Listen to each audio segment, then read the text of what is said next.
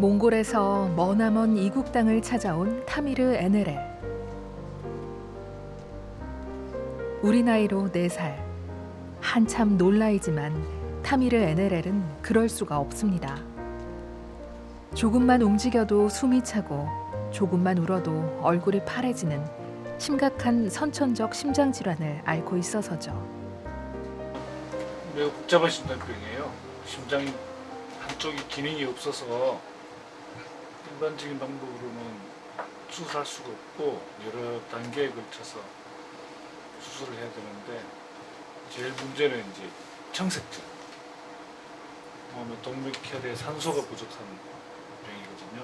산소 농도가 정상이 아니에요. 그래서 아마 이미 과거에 수술을 한 차례 받았고 이제 이번에 마지막 수술 예정이에요. 받고 나면 이제 청색증도 없어지고 운동하는 것도 아마 괜찮아질 거로 생각이 돼요.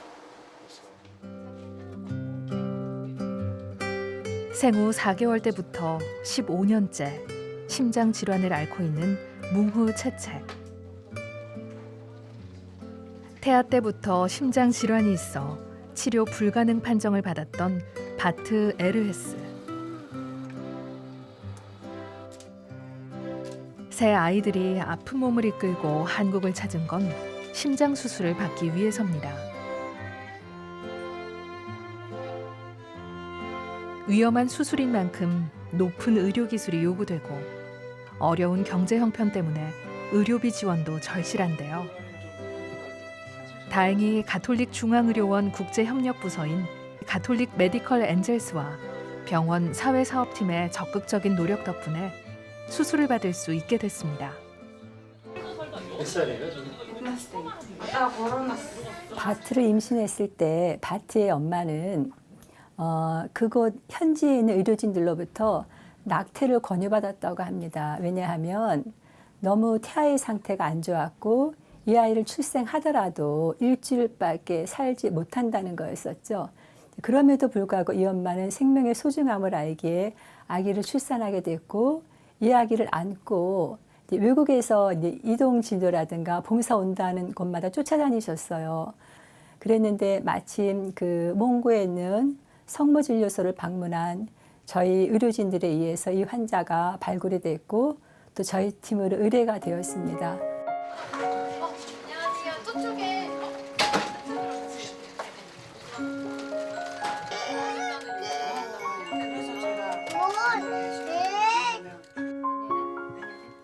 환아들과 보호자들이 구체적인 면담을 하기 위해 사회사업팀과 만났습니다.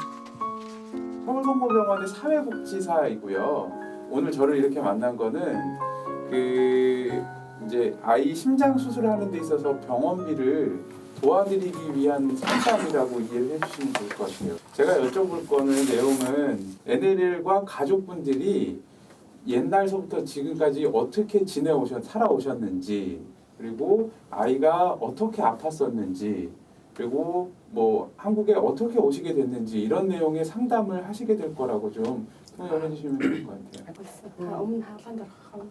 작년에 수술하기 전에 아이가 네. 좀 성장이 조금씩 느리는 것 같게 또 느끼고 예. 그리고 숨을 많이 차고 예. 애가 놀 때나 예. 그래가지고 입술이나 예. 손가락 발가락이 예. 다 파라지고 네. 그런 증상이 나타나고 네. 있었습니다. 근데 네. 작년에 수술한 이후로 좀- 그 증상이 네. 줄어들었습니다. 네. 사회사업팀에서는 하나의 질병과 경제적 어려움으로 인한 고통을 완화하기 위해 네. 공식적으로 편성한 진료 예산, 기부금, 그리고 외부 자원들을 적극 연계하고 있는데요. 현재까지 자선 진료 혜택을 받은 환자만도 무려 1,900명에 달합니다. 병원에서 아이 심장 수술하거나 이런 거에 대해서는 비용은 저희가 자선으로 전액 다 도와드리는 거고, 그리고 전체적인 일정에 대해서는 제가 방금 아까 다 말씀을 드렸어요. 한 3주 정도 입원을 하시게 될 거고, 이제 가는 때까지 저희가 이제 그 도움을 드린다 이렇게 좀 이해를 해주시면 좋을 것 같고요. 저도 아이 수술 잘 돼서 건강하게 퇴원하고 건강하게 좀 귀국을 했으면 좋겠어요. 저도 같이 바랍니다. 네. 이름이 뭐지? NLL? NLL NLL? NLL 수술 잘 받고 건강해야 돼요. 아빠 나라 되게 뒤로 맞아.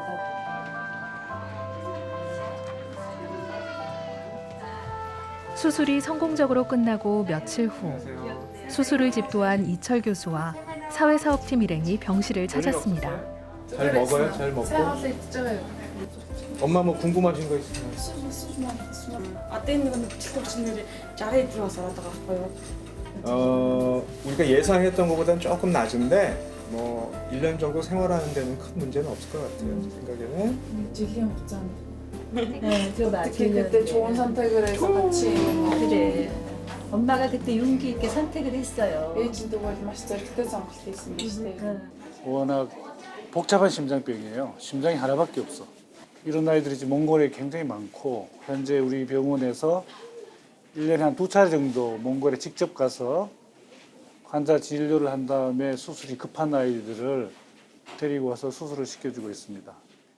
몽골은 아직 수술을 할 수 없는 나라여서 그냥 치료를 제대로 받지 못하고 잘못되는 아이들이 굉장히 많습니다. 그래서 우리 기관에서 이런 일을 하는데 적극적으로 협조하고 도와주셔서 굉장히 감사하고 그런 것에 대해서 아주 큰 보람을 느끼고 있습니다. 앞으로도 우리 기관 인정을 잘 실현할 수 있는 좋은 본보기가 아닌가.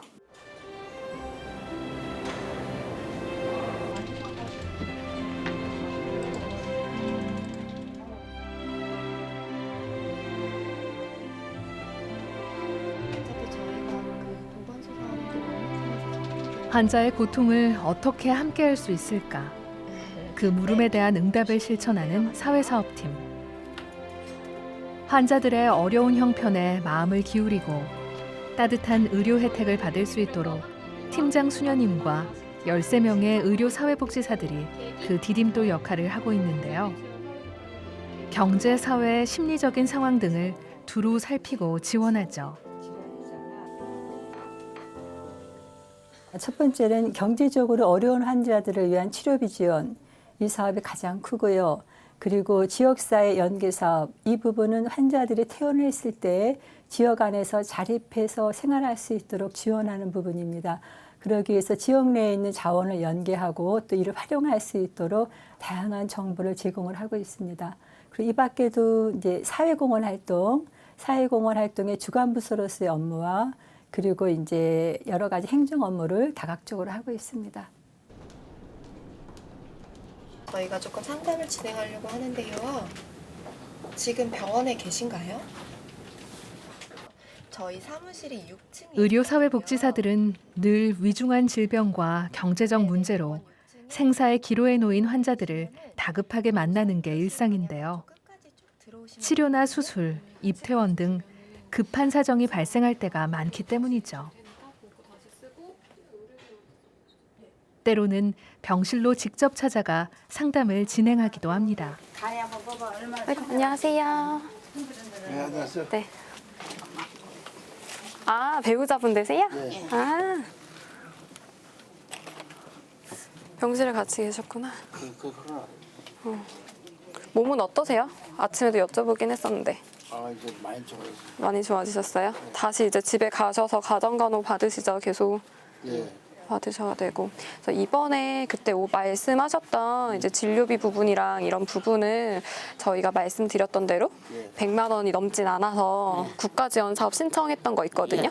이제 그래서 서울형 긴급의료비라고 있어요. 그래서 그거는 1년에 한 번씩 환자분들 신청이 가능해서 저희가 이번에는 그거 이제 기다리고 있고 지원 결정은 거의 다 됐거든요. 그래서 내일 아침에 그걸 받으면은 저희가 원무팀 선생님한테 말씀드릴 거니까 퇴원하실 때 따로 수납이나 이런 부분은 없으실 거예요. 네, 알겠습니다. 네. 알겠습니다. 근데 진짜 말씀해주신 대로 환자분이랑 눈높이가 똑같으시네요. 실질하면 키가 똑같아요. 그쵸? 환자분이 그때 저랑 이렇게 얘기해 주셨을 때 아내분 얘기해 주시면서 되게 기분 좋게 얘기해 주셨거든요. 그래서 제가 그럼 눈높이 같으시겠어요? 이렇게 얘기하니까 같아요. 똑같아요. 되게 좋아하시더라고요.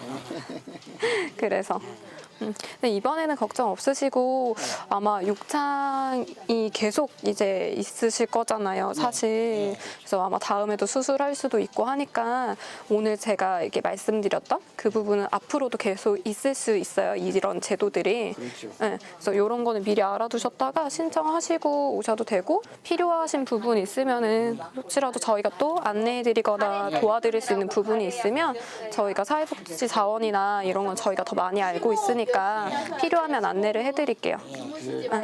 혹시라도 태어나실 때 문제가 있으시거나 이러시면 제 연락처 알고 계시죠? 네. 그쪽으로 연락 주시면 돼요. 네, 알겠습니다. 가정간호를 하고 계셨던 환자분이셨거든요. 이제 욕창 관리랑 이런 거를 계속 하고 계시는데 이제 수술이랑 이런 게 필요하심에도 불구하고 경제적인 것 때문에 이제 수술을 받으시는데 어려움이 있으셔서 저희 가정간호 선생님께서 저희 사회사업팀으로 의뢰를 주셨고요. 그래서 환자분이랑 면담을 하고 환자분이 아무래도 이제 경제적인 어려움이 너무 워낙 크시다 보니까 저희가 이제 진료비 지원을 어떻게 할까 고민을 많이 했었고 이번에는 저희가 국가에서 지원하는 시행하는 사업들이 있어요. 그래서 그런 제도들이랑 자원을 먼저 안내해드리고 연계를 하고 그럼에도 불구하고 이제 지원이 더 필요하다라고 하면은 저희 병원 자선기금을 사용하려고 했던 케이스고요. 다행히 환자분이 수술 경과가 좋아서 생각보다 일찍 퇴원을 하게 되셨고 그래서 저희가 이번에는 서울형 긴급의료비라고 해서 국가 지원 사업만 연계를 해서 이제 환자분이 진료비를 전액 지원 받으시고 이제 퇴원하실 예정이십니다. 지원은 가능하세요. 그러니까 모든 암종이 다 지원은 가능한데 어쨌든 지금 최근 암 수술을 받았지만 수술비 전액을 지원받을 수 없는 형편에 놓인 환자가 수소문 끝에 사회사업팀을 찾아왔습니다. 돈 갚으라고 연락이 왔어요. 그래서 그 사람들도 알더라고요. 뭐 거기 가서 병원 성모병원 같은데 사회사업팀에 가서 얘기를 해보라고. 보건소는 그게 되나요? 로봇수술? 지금 로봇 수술 받으셨던 이력은 있으신데 다만 지금 환자분이 제 두 가지 얘기 드린 거죠. 로봇 수술 하나랑 지금 암보험금 있으시기 때문에 어쨌든 암보험금 제외하고도 지금 800만 원을 지금 납부를 하셔야 되는 상황이신 거잖아요. 그래서 그런 사정을 잘 얘기를 해보시면은 또 담당 선생님 얘기해 주시지 않을까 싶어요.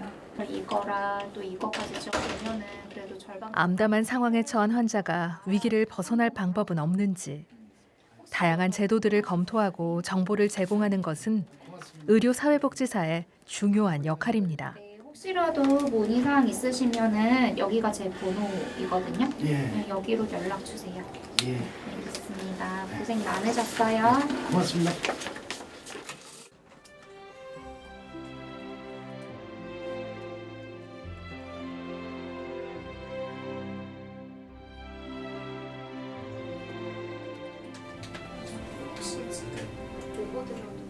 괜찮아. 그 가정간호팀에서 연락이 왔는데 환자분 한 분이 지금 원인을 몰라서 그 원인을 찾기 위한 검사를 진행을 해요. 우리 내원했어요 지금? 아직은 내원은 안 하셨고 내일 내원할 예정이신데 의료비 지원을 위한 분명한 잣대가 있더라도 사회사업팀은 환자가 처한 상황을 우선적으로 고민합니다.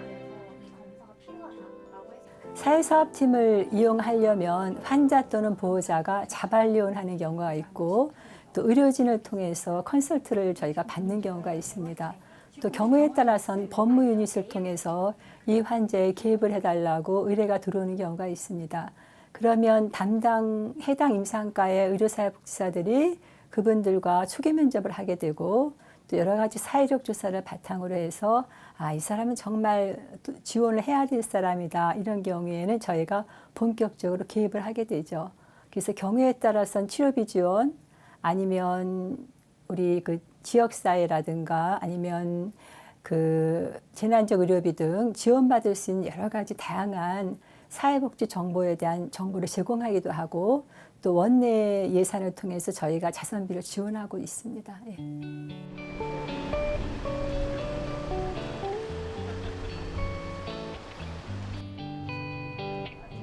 고등학교 입학을 앞두고 백혈병 진단을 받은 현준이. 그 자체만으로도 감당할 수 없는 아픔이었지만 치료비를 감당할 수 없는 현실은 더 큰 아픔이었습니다. 구청의 지원비가 절실했지만 의료 혜택의 사각지대에 놓여 발만 동동 구르던 그때 사회사업팀을 알게 돼 현재 17번째 치료를 무사히 이어가고 있습니다.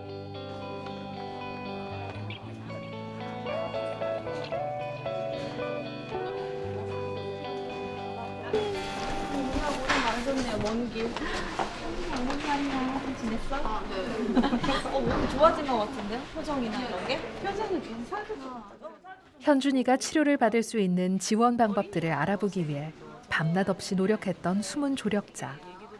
정다운 의료사회복지사가 찾아왔습니다. 무사히 치료를 이어가고 있는 지금은 일상과 건강에 대한 이야기를 나누는 치료의 동반자로 여전히 함께하고 있습니다. 남이 겪어보지 못한 것들 안에서 성장할 수 있는 기회가 되니까. 이 병원만 해도 지금 얼마나 그지 심적으로 정신적으로 성숙해질 건데 내가 건강하게 이렇게 지내는 거 하나하나가 다 감사하는 마음을 가지게 되니까. 그래서 나 다른 친구들이 이제 다 치료 끝나고 나면 병원학교나 뭐 이렇게 캠프, 소아암 친구들 뭐 이런 캠프 같은 거 많이 참석해서 봉사활동 많이 하거든요. 해야 되겠구나. 그 후에 내가 이제 그런 보람을 느낀 거를 다른 친구들한테 주고 싶고 너네들 다 이겨낼 수 있다 이런 것들을 해주고 싶은 마음이 너무 요즘 진짜 많더라고요. 맞아요. 사회적으로. 저도 사실은 이제 왔다 갔다 다니고 애 힘들어하고는 저도 오지 못하더라고요. 얼마 전에. 그래가지고 너무 힘들게 됐는데 그냥 유튜브를 하면서 본인도 좀 밝아지고 그거를 보니까 저도 이제 조금 치료가 되더라고요. 오늘도 마음 힘드셨구나. 그렇죠. 왜 우리 애가 이렇게 갑자기 해가지고 애를 고생을 하는지. 마음이 아프죠, 엄마가.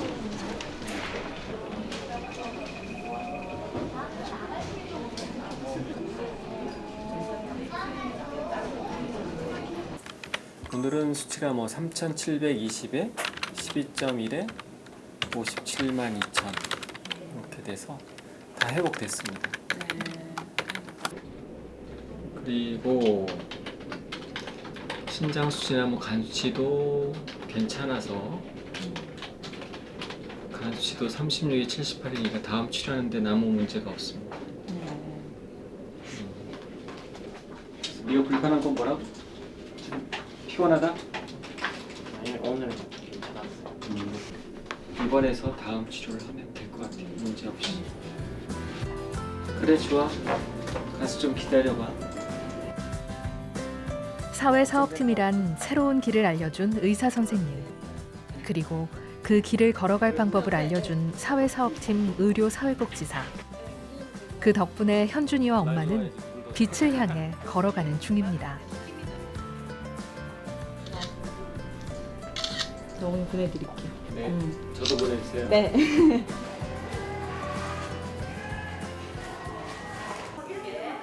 올해 10주년을 맞이한 병원 내 어린이 학교. 소아암 환아들을 위한 학습 공간입니다. 소아암 병동 환아들의 치료 기간은 2년 반에서 3년. 긴 치료를 끝내고 학교라는 사회로 돌아갔을 때 아이들이 다시 잘 적응할 수 있도록 학습을 지원하고 교우 관계의 장을 마련하는 것 또한 사회사업팀의 중요한 역할입니다. 환아들의 그 학습권을 보장해주고 또 입원하는 기간 동안에 사회 심리적인 서비스를 제공하기 위해서 다양한 프로그램을 제공을 하고 있습니다. 어린이 학교에서는 보통 주요 과목, 국영수에 대한 과목을 가르치고 있고 미술치료라든가 놀이치료를 하고 있습니다. 이거는 보통 100% 자원봉사에서 운영을 되고 있는데요. 특별히 책임감 있고 그 자질 있는 그 자원봉 교사들을 저희가 계속 필요로 하고 있죠.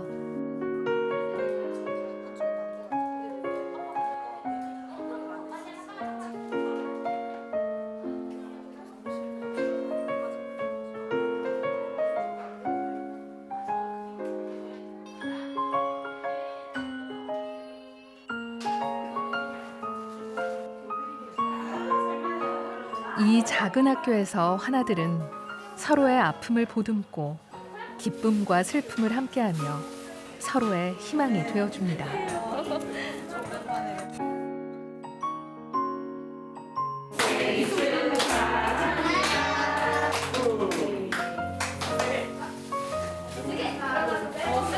우리 어린이학교 라파엘 어린이학교 여기 그 어린이 백설병 병동에 입원해 있는 우리 아이들이 한 달에 한 번 그날의 생일을 가진 친구들 함께 축하하면서 음식도 나누고 즐거운 시간입니다. 우리 병원 특성상 아이들이 밖에 나갈 수 없기 때문에 이곳에서 함께 하면서 친구들에게 서로 축하해주고 또 이런 기회를 통해서 가족들과 또 함께 만날 수 있는 시간 또 여러 가지 즐거움을 통해서 병원의 치료가 조금 더 잘 될 수 있도록 도와주는 그런 행사고요.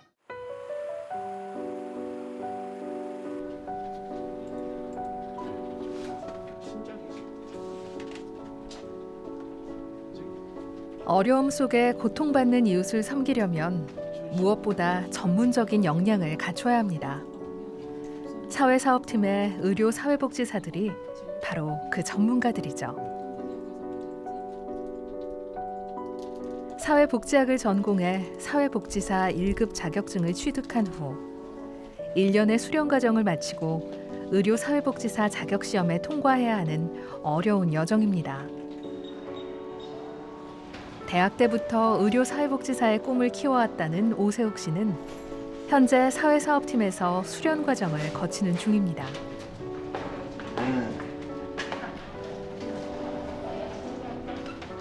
보통은 이제 어린이학교에 자원봉사 선생님들이 와서 어린이 이제 환아들을 위해 수업을 진행하게 되잖아요. 근데 그때 뭐 필요한 물품 같은 거를 저희가 준비해 준다던가 아니면은 뭐 수업 시간 조정 아니면 또 이제 환아들 같은 경우나 보호자분들은 수업이 있는지 없는지 이제 급급하게 아시는 경우가 있으니까 수업 시작 전 뭐 이럴 때 한 바퀴 병동을 돌면서 수업이 있다는 걸 좀 알리고 수업 동료하고 수업 보조하는 정도 진행을 하고요. 현준이를 먼저 알아본 오세욱 씨. 형이 없는 현준이에게 세욱 씨는 좋은 말벗이 되어줍니다. 다시 여기 유튜브는 수치가 많이 나자. 원래는 어제부터 확 떨어졌어요. 갑자기요? 컨디션 안 좋아? 모르겠어요. 그러니까 한숨 조심해. 뭔가 그런 거는 왜 안 했어? 아직 모르게? 알려주는 닉네임 같은 거 있잖아. 그러니까 그거 개도서관 받아야 뭐 유명 유튜버도 이것도 아닌데 될 수도 있지. 이거 친지 얼마나 오래? 잘 모르겠어요. 쉬운 곡은 발랑발랑 하면 되는데 그거 쉬운 곡이야? 적당한 난이도.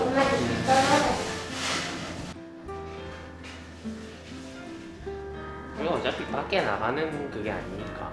밖에 나가는? 집에서 제가 하잖아요. 그러니까.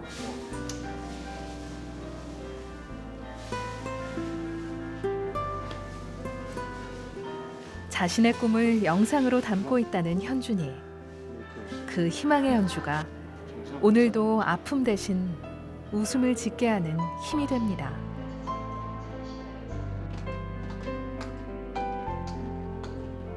가톨릭 의료사회복지사가 되기 위해서는 환자나 보호자의 경험과 마음을 들여다볼 수 있는 마음가짐이 무엇보다 중요한데요.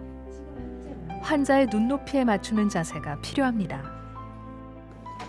적게는 100만 원에서 많게는 200만 원 정도까지 지원이 되는 금액이거든요. 근데 치료비를 지원받았었으니까 근데 그것보다 어떻게 보면 지금 상황이 더 안 좋다고 보면 안 좋을 수 있는 거잖아요.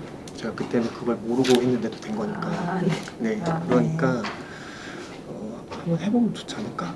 전 너무 감사하죠. 다 받기가 좀 미안해서 그렇지. 아니, 저는 미안할 필요 없어요. 네. 진짜? 네, 저희는 어머니께서 그걸로 잘 써야지 이제 보람을 느끼는 거기 때문에 전혀 미안할 필요 없어요.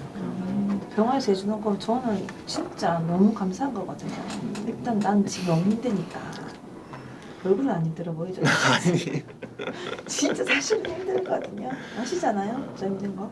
그렇죠. 근데 어머니도 되게 강인한 분이시니까 잘 견디고 계신 것 같고 이 돈도 뭐 허투루 쓰지 않을 거라는 저희가 확신이 있기 때문에 이렇게 하는 거고 또 100% 되지 안 될지도 몰라요. 근데 이제 팀장님 위에도 이제 올라가서 해야 되기 때문에 이게 입장을 바꿔 생각을 해보면은 처음 보는 사람과 되게 아픈 사건, 사실, 아픈 감정을 뭐 어렸을 때부터 지금까지 다 줄줄 흘려내야 되는 거잖아요.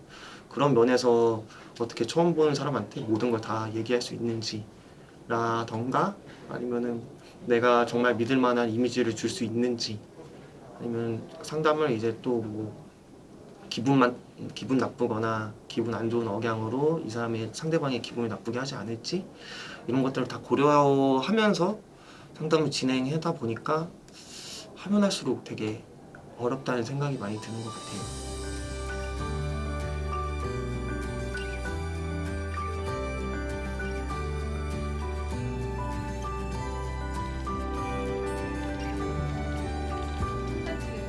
사회사업팀이 바쁜 업무 중에도 빼놓지 않는 것이 바로 케이스 컨퍼런스인데요.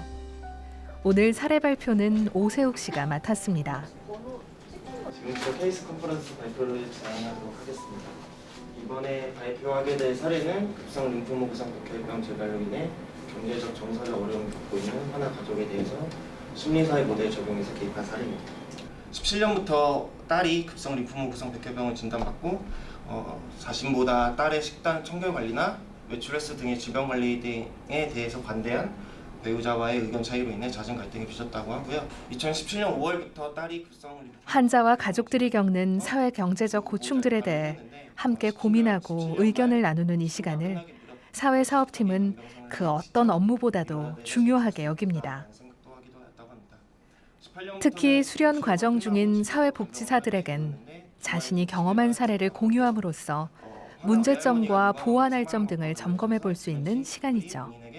딸이 혈액암에 걸린 것은 외가의 유전적 영향이 크다라는 소리를 자주 하였고 이로 인해 딸에 대한 죄책감을 많이 느꼈다고 합니다. 다음은 화나 오빠입니다. 17년부터 동생이 급성 림포모 구성 백혈병이 발병되고 나서 가족 내 모든 신경이 동생에게 집중이 되어 제대로 된 돌봄을 받지 못하고 있다고 하고요. 초등학교 1학년임에도 불구하고 아직까지 한글을 못 쓰고 있으며 언어 구사력도 다른 아이들에 비해 많이 떨어진 편이라고 합니다. 심리사회 모델의 근간 개입을 통해서 하나 가정이 느끼고 있는 치료비, 간병비에 대한 부담, 하나 오빠에 대한 돌봄 등에 대해 정서적 지지와 활용 가능한 자원 탐색하고 제공해서 하나 가정이 하나 질병 재발로 인해 겪고 있는 심리적 부담감을 해소하고 적절히 질병 관리를 할 수 있도록 하고자 하였습니다. 제가 봤을 때는 이 가족은 경제적인 부분도 물론 실질적인 문제기는 하지만 가족 내의 문제가 제가 봤을 때 제일 심각한 문제 같거든요.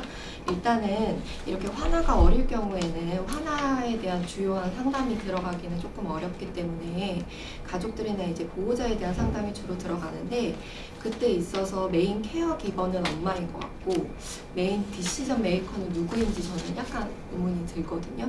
그리고 저는 이 아이와 엄마의 어떤 의사소통 방법인 아이를 케어하는 부분에 있어서 조금 더 유심히 봤으면 좋겠다는 생각이 들었거든요. 엄마가 이 정도 소진되면 이게 다 아이한테 은연중에 가고 있을 거예요. 그리고 아이는 엄마의 감정을 이해해줄 수 있는 나이는 아직 아니고 그래서 그런 부분에 대해서 사실 좀 포커스를 좀 두고 좀 지켜보면 좋겠다라는 생각이 좀 들었습니다. 보다 전문적인 선배들의 피드백은 진정한 돌봄의 의미를 깨우치는 큰 힘이 됩니다. 사육사 상담을 해서 과거력을 조사하는 이유는 그러니까 뭐라 그래야 되지? 옛날에 무슨 일인지 궁금해서 개인적인 호기심 때문에 물어보는 게 아니고 어떤 사건이 있으면 그 사건의 대처 방식을 확인하기 위해서 상담을 하는 거거든요. 이 말씀 왜 드리냐면 그 환자나 어머니가 가지는 여러 가지 심리적인 상태는 의료적인 상황과 연동돼서 갈 가능성이 높고 예전에도 비슷했어요. 어머니도. 초기에 진단받을 시기에 그런 상황이 발현됐다고 하면 앞으로 선생님이 어린이학교에 계속 있으면서 아이의 의료적인 상황에 따라서 어머니의 심리 변화가 같이 있을 수 있겠다라는 걸 염두에 두고 경과 관찰을 해야 되는 건 중요한 일인 것 같아요. 이전에 여러 가지 사인이나 이런 걸 봤을 때 오빠가 어떻게 하면 그 동생에 대한 질환을 잘 이해하고 또 안정적으로 그 이제 뭐 후에 공부방이라든가 뭐 이런 프로그램 연계해서 학교 생활을 이어갈 수 있을지에 대해서 함께 어머니하고 이야기를 했으면 좋겠고, 일단 가장 중요한 건 가족관계 회복인 것 같아요. 특히 아빠. 처음에 이제 오석 선생님이 먼저 이 케이스를 상담을 하고 이제 진행을 하고 싶다라고 이야기를 했을 때 마음은 이제 굉장히 아픈 상황이니까 이제 저한테 계속 어필을 하는 거예요. 이제 도와주고 싶은 마음에 대해서 끝없이 이야기를 했고, 그 부분에 대해서는 또 최선을 다해서 어쨌든 결과적으로 이 가족이 조금 경제적으로 부담을 덜 수 있는 부분을 오 선생님의 노력으로 이끌게 된 거니까 그 부분에 대해서 많이 칭찬해 주셨으면 좋을 것 같고, 이식하는 정도까지, 이식비 지원하는 것까지 딱 마무리하면 좋을 것 같습니다. 수고 많이 하셨습니다.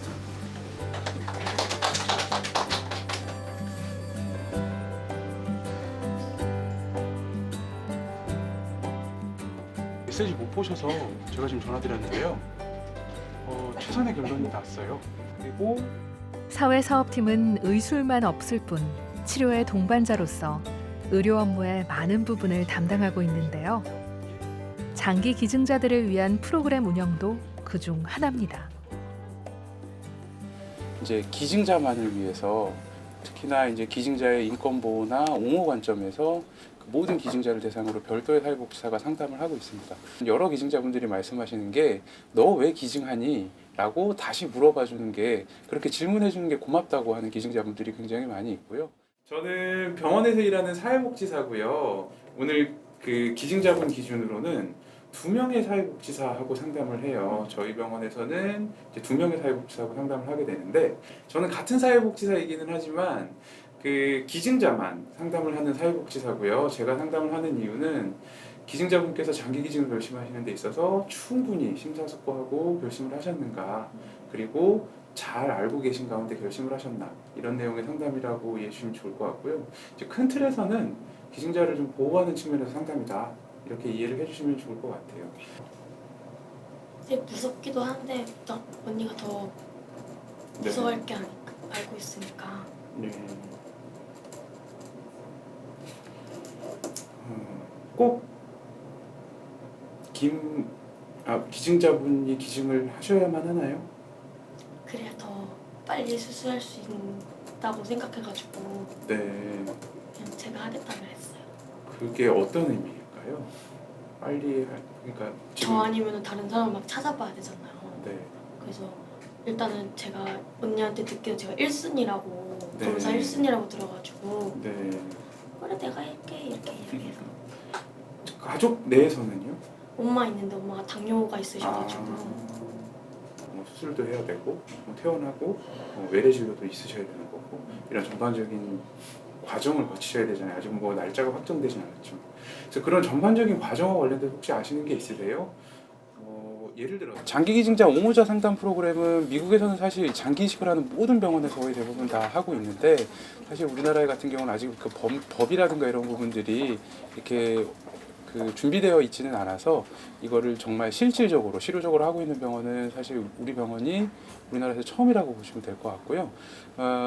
사실 종교기관으로서 사명이라고 생각합니다. 환자의 건강과 생명도 물론 매우 중요하지만 기증자의 인권이 보호되고 옹호되고 의사가 잘 관철되고 잘 유지될 수 있도록 하는 것도 우리 병원으로서의 사명이라고 생각합니다.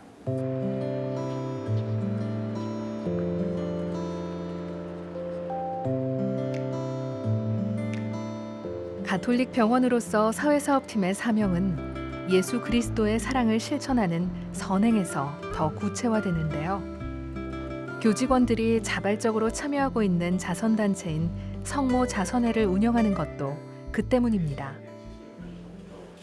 원목식을 통해서 사회사업팀 해가지고 성모 자선회를 그분을 도와줬던 경험이 있는데, 그분이 주위에 있는 많은 분들이 굉장히 고마워하셨고 돌아가신 분도 편안하게 돌아가실 수 있었던 그런 걸 제가 많이 봤었습니다. 사실 신청했던 시설들은 좀 더 많았습니다. 근데 그 저마다 이제 그 사연들이 있으니까 그런 시설들에 사실은 이런 그 기금이 전달되는 것은 굉장히 큰 의미가 있는 것이고, 또 실제로 그분들에게 큰 격려와 또 위로와 또 한편으로는 감사한 어떤 그런 경험이 되는 그런 소중한 나눔이라는 생각을 해보게 됩니다. 성모 자선의 기금은 저희가 대상을 한정을 지어왔었고요. 이분들처럼 지내라 하면은 나는 자신 없다라고 얘기할 정도로 아직도 많이 복지 현장은 열악한 게 사실인 것 같습니다. 근데 그런 분들에게 조금 더 사람답게 살 수 있는 환경을 제공해 줄 수 있는 그 나눔의 선익이 도움을 받는 사람만이 아니라 도움을 준다고 생각되는 이들에게도 훨씬 더 큰 그 선익이 돌아온다는 것을 저는 우리 사회에 이렇게 일깨우는 그런 고귀한 표지가 되리라 믿습니다. 하나님께서 그렇게 우리를 축복해 주시고 또 인도해 주시면 감히 믿고 저희도 함께 늘 은인들을 위해서 기도드리도록 하겠습니다. 감사드립니다. 더 많은 분들 도와드리면 좋겠습니다. 저희도 자체적으로 지난 회의 때 그런 그 회의를 좀 했었어요. 그래서 저희가 이런 사회사업팀은 아프고 어려운 이웃들에게 쓰이는 이 기금이 단순히 경제적 나눔이 아닌 어려운 마음을 이해하고 함께하려는 의지로서의 나눔으로 기억되길 바랍니다. 성모자선에 더 많은 사람들이 동참을 해서 남들을 도와줄 수 있는, 실천할 수 있는 그런 모습이 보였으면 좋겠습니다. 야고보 성인이 신앙이라는 게 행동으로 보여야 된다는 것처럼 저희가 마음에 있어도 그걸 행동을 하지 못하면은 아무 신앙이 아닐 거라고 생각이 되는데 조금이나마 경제적으로도 또는 마음으로도 도와줄 수 있는 그런 자선회가 되었으면 좋겠습니다.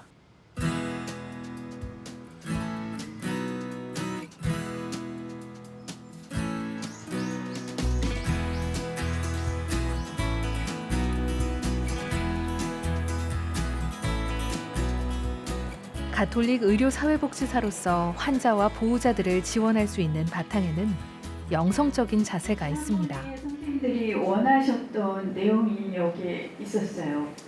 그러니까 환자와 영성에 관해서 소통하는 다양한 방법을 이제 아는 거. 그다음에 어세스먼트를 이제 어떻게 하는가. 그런데 그 툴로 이제 피카라는 그 툴을 사용하고 있어요. 인정하고 정상적인 것이라고 설명을 한다. 그래서 이제 환자가 너무 심각하게 자기만 이런 고통을 가지고 있지 않나 하는 우려를 이제 그 완화시켜주기 위한 것이죠. 많은 환자들이 그 질문을 하곤 합니다라든가 이렇게 영적인 문제와 사회사업팀들이 정기적으로 참여하는 영적 돌봄 교육은 환자와 보호자들을 대하는 매 순간 보다 낮고 보다 넓은 사랑과 연민의 자세를 잃지 않도록 하는 나침반이 되어줍니다. 예수님께서 환자를 치유하실 때 먼저 보시고 멈추어 서서 다가가 만져주셨습니다. 이것이 가장 잘 묘사되어 있는 것이 착한 사마리아인의 비유이죠. 그래서 저희는 환자가 일단 저희 사무실을 방문하면 잘 보자고 합니다. 환자가 혹시 말로서 표현하지 못한 다른 욕구가 있는지, 그리고 환자 안에 끌어낼 수 있는 잠재적인 다른 에너지가 있는지, 그리고 환자가 무엇을 필요로 하는지, 환자의 요구가 무엇인지에 대해서 잘 보자, 자세히 봐야 된다라는 이야기를 강조하고 있죠. 그리고 멈춰서야 합니다. 멈춰서야 한다는 것은 뭐냐 하면 연민 어린 돌봄의 마음으로 환자에게 공감하는 그런 어떤 영성적인 자세를 의미하는 거죠. 그 다음에는 만져줘야 되는 겁니다. 이건 어떤 의미냐 하면 저희가 잘 보고 또 이제 멈춰서서 영성적인 자세를 갖추면서 이 환자에게 지원할 수 있는 다양한 복지 서비스를 제공하기도 하고, 또 환자가 필요하다면, 경제적으로 어렵다면 자선 지원을 하기도 하고, 또 이 환자의 사회력 조사에 따라서 이 환자가 필요로 한 다양한 사회복지 서비스에 대한 정보를 제공하기도 하죠.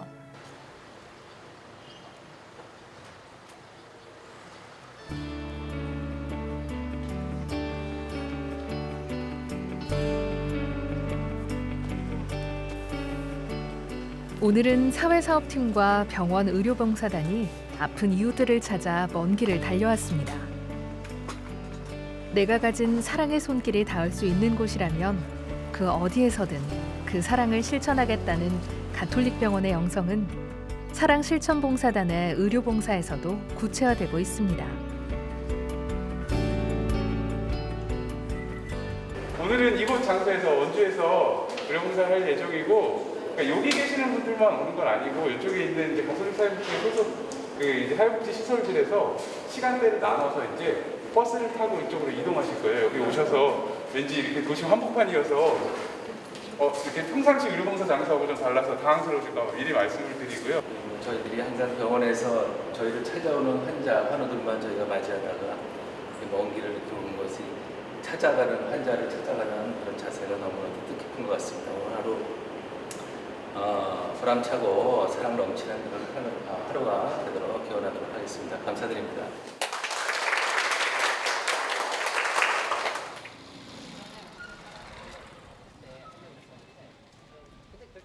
서울에서 의료봉사단이 왔다는 소식을 듣고 프란치스코 정교봉사 수녀회가 돌보는 가족들과 함께 진료 현장을 찾았습니다. 어서 오세요. 네. 성함이 어떻게 되세요? 네? 성함이 어떻게 되세요? 신화식군요. 네. 뒤에 앉으셔서 좀 대기해 주세요. 오신애. 아, 오신애 님이시고.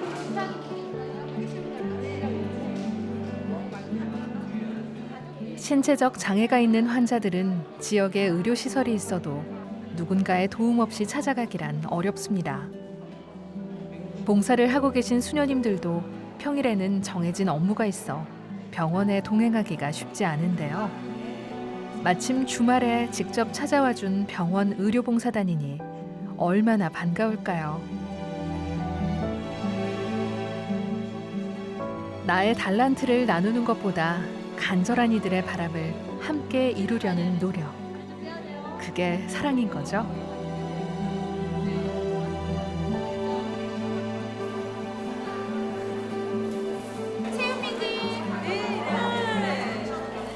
건강 100점. 약 없어. 박수.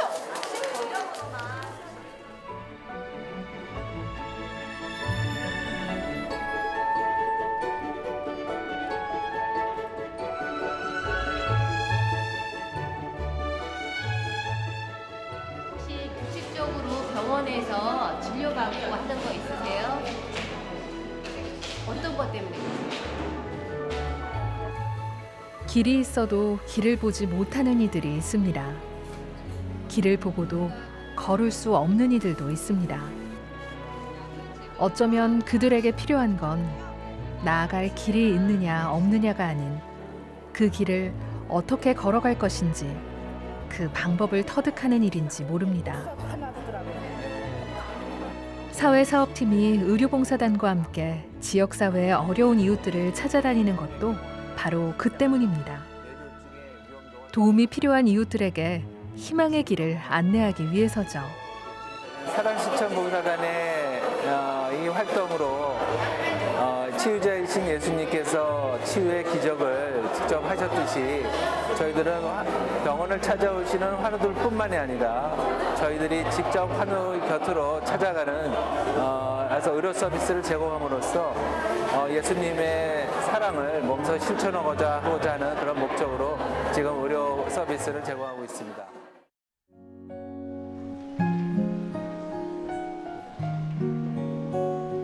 아픔이 있는 곳에 치유의 기적을 보여주신 예수 그리스도의 사랑처럼 아픈 이들이 고통과 불행의 어둠 속을 헤매일 때 문을 열어 빛을 드리는 희망의 문지기가 될 수 있기를, 그 빛을 따라 내딛는 걸음을 지탱하는 디딤돌이 될 수 있기를. 사회사업팀은 오늘도 그 간절한 기도를 품어봅니다. 돈이 있거나 없거나 공평하고 형평성 있는 진료를 받을 수 있도록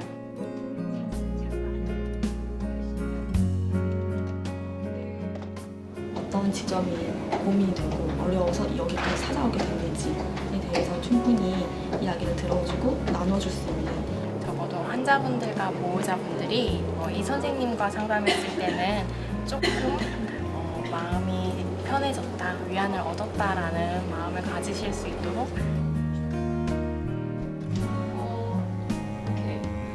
비단 공감하는 거에 끝나는 게 아니라 행동으로 해야 된다라고 그런 얘기를 들었거든요. 그러니까 환자분들이랑 그런 심리적인 부분 지지하는 것도 좋지만 그런 거를 할 수 있는 모임이나 지원을 저희가 진짜로 연기까지 할 수 있는 그런 행동하는 사람? 아니 보고적이다 야 이거 수학. 제가 할 수 있는 역량 내에서 환자분들이 겪고 있는 다양한 심리사회적인 문제라든지 경제적인 문제를 최대한 도움을 드릴 수 있는 그 안에서 방법을 이제 고민을 해결해 주는 게 아니라 함께 찾아가는 동반자로서 저희를 바라봐 줬으면 좋을 것 같습니다.